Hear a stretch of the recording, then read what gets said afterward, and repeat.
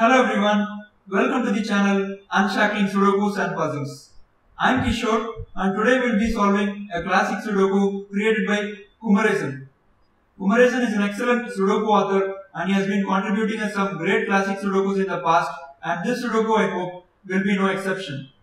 About Kumaresan, he has contributed to the Asian Sudoku Championship 2020 in Hyderabad, and he has also been authoring online competitions at Logic Masters India. His Sudokus are always very challenging and at the same time very fun to solve. Moving on to the rules of the Sudoku, each row, each column and each 3x3 box will contain the digits 1 to 9 without any repetition. Standard classic Sudoku rules. And before solving the Sudoku, I will also make a note that the online solving link for the Sudoku is given in the description of the video. So please give it a try before watching this video. Now we will start the Sudoku. There is a 1 in row 1 and 1 in row 3, which means 1 in box 1 must go into one of these two cells. But there is a 1 in column 3. So we can place the 1 in row 2, column 2. So can we place any more ones? I don't think any more ones can be placed. So let us look for something else. There is a 5 in column 1 and 5 in row 6, which means 5 in box 4 should go into row 5, column 2, right? And which means 5 in row 4, because of the 5 in row 5 and row 6 will go into one of these two cells. Can we place any more 5s? I don't think so. There is an 8 in row 5 and row 6, which means we can place the 8 in row 4, column 1. And remaining digits in box 4 now are 3, 6 and 9, right? 1, 2, 8, 4, 5, 7 have been placed. So remaining digits are 3, 6 and 9. You can pencil mark them. But 3 and 6 is in column 2, so we can place the 9 here, which means that this will be a 3, 6 pair. Now focusing on column 2, since we have placed 6 digits already, 2, 3, 5, 9, 1 and 6, remaining are 4, 7 and 8. There is a 4 in row 8, so which means this will be a 7, 8. There is a 7 here, so this will be a 4, 8 and this must be a 4, 7 and 8.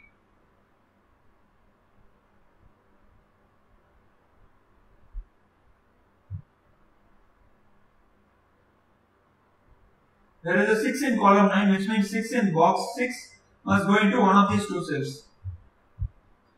There is a 2 in column 8 and column 9, which means 2 must be in one of these two cells. 8 in column 7 and column 8, which means 8 must be in one of these two cells.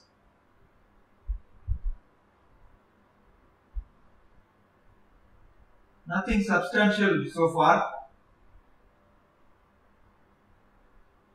There is a 6 in box 1, which means 6 in column 3 must go into one of these two cells because 6 can't be in these three cells.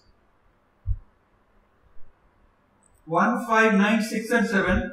Remaining digits are 2, 3, 4 and 8. You can't have a 4 here, you can't have a 4 here and you can't have a 4 here, which means that 4 has only one cell left in row 2, 4 would go here, and 8 can't be in row 2, column 4 and 8 can't be in row 2, column 7. So we can place the 8 in this cell, and remaining digits now are 2 and 3 in that row, but 3 is here, so this will be a 2 and this will be a 3, right? And the 8 here removes the 8 from here.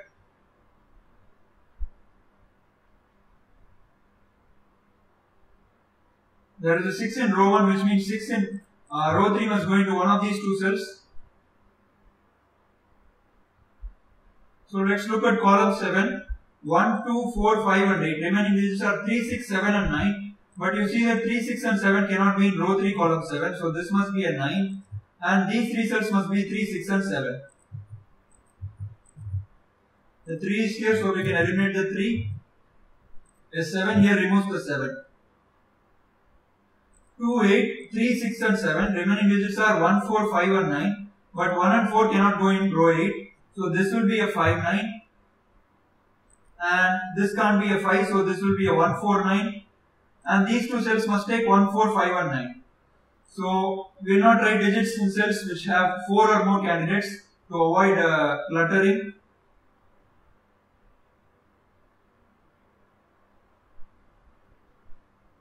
Let's look at column 3. 5, 6, 7, 1, 4, 8 can't go into these two cells, right? So remaining digits in these two cells are 2, 3 and 9. You can't have a 3 here, so this is a 2 and a 9. And this can't be a 9, so this is a 2 and 3. This seems to be a hard classic. Okay, let's look at column 1. 1, 3, 6, 8 and 5. Remaining digits are 2, 4, 7 and 9. But 9 can't go here, so this is a 2, 4, 7. And this will be 2, 4, 7, 9 and this will be 2, 4, 7, 9. Okay. 3 in column 1 and column 2 gives the 3 here right away because 3 can't be in row 1, so this is a 3. And 2, 6, 7, 9, 1 and 3. Remaining digits in box 3 are 4, 5 and 8, but 8 is here. So this is a 4, 5. This is a 4, 5. This is a 4, 5, 8 and this is a 4, 5 and 8. Okay. 4 in column 4 and column 5, which means we'll get the 4 in box 5 in this cell because there is 4 in row 4 and row 5. So 4 will go into one of these two cells.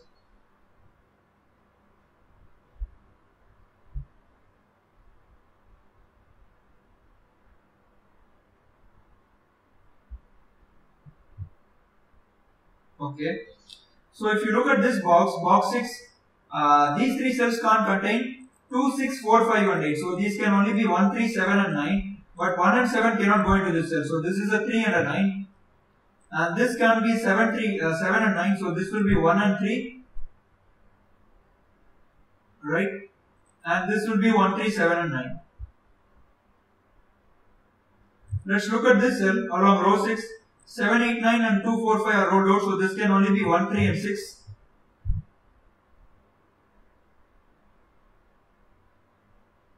Nothing so far yet.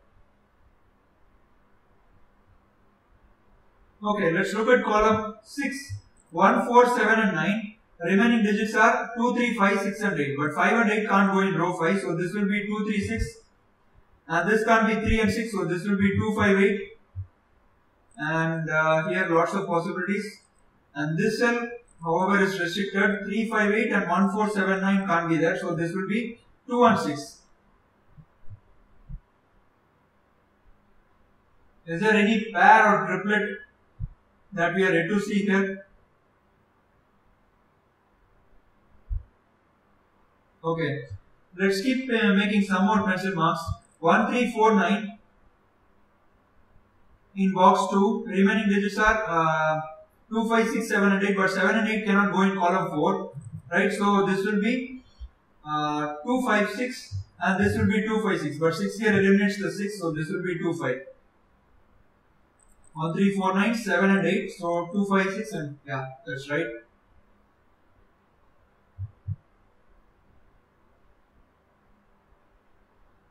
Okay, I'm seeing something now.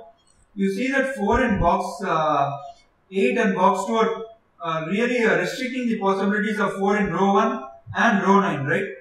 So you see that 4 can't be in these three cells, which means that 4 has to go in one of these two cells in row 9, right? We will make a corner pencil mark. And similarly, 4 in row 1 can go into only one of these two cells. Now this is called an X-swing pattern, right? We have explained this technique in one of our earlier videos. So an X-swing is something when you restrict the possibility of a candidate to only two cells in two rows or two columns. So here we are restricting the position of 4 to exactly two cells in rows 1 and rows 9. You can see that 4 has to go in only one of these two cells in rows 1 and 9, right? So it is like an,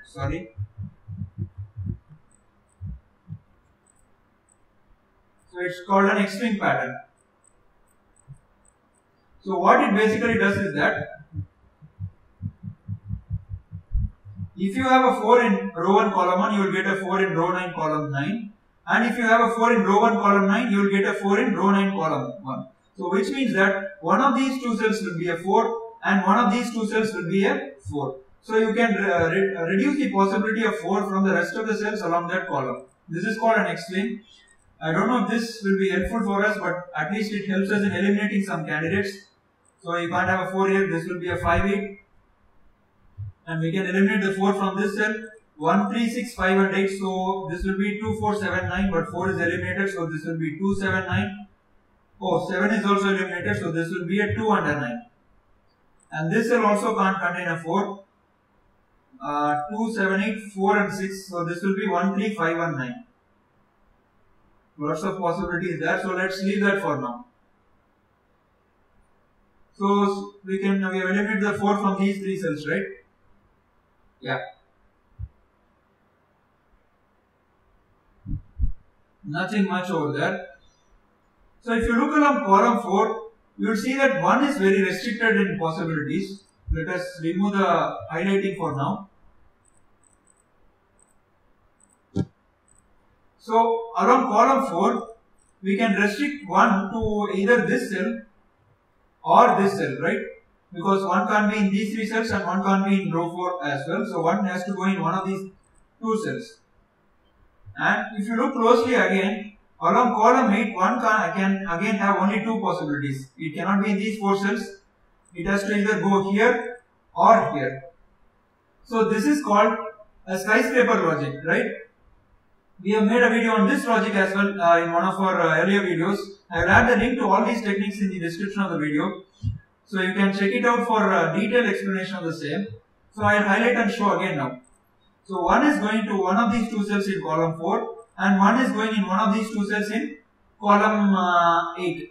So for clarity I will remove the 6th possibility from here so that it gives a better clarity. Okay. So when this happens, you can eliminate 1 from the cells which see both of these cells.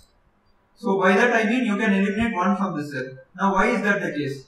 So let us assume for a second that both of these cells can't contain a 1. Right? Both of these cells can't contain a 1.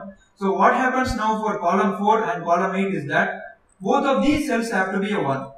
Which is not possible because in a row you cannot have more than 1 ones. So which means that at least one of these 2 cells would have to be a 1. Because otherwise for columns 4 and column 8 you will have 1 in row 5. So which means that you can eliminate 1 from cells which have an effect on both of these cells. So you can basically eliminate the 1 from this cell. Because if you have a 1 here, then you will not have a 1 here and you will not have a 1 here and you will get the 2 ones in row 5. Right? This is called a skyscraper logic. You are basically restricting the possibility of a digit to only 2 cells in 2 rows on or 2 columns. Right? Then you are eliminating the same digit from cells which see both of the cells. Right? From the row which is not common. Here this is the common row and this is not the common rows, right? So you can eliminate the 1 from here. So that gives a 4, 9 here because we eliminated the 1. Is that giving us any more? We can also eliminate the 1s from here because these 2 cells also see both of these cells, right? If you have 1 here or here, you are eliminating 1 from both of these cells. So you can eliminate the 1 from here also. And here also.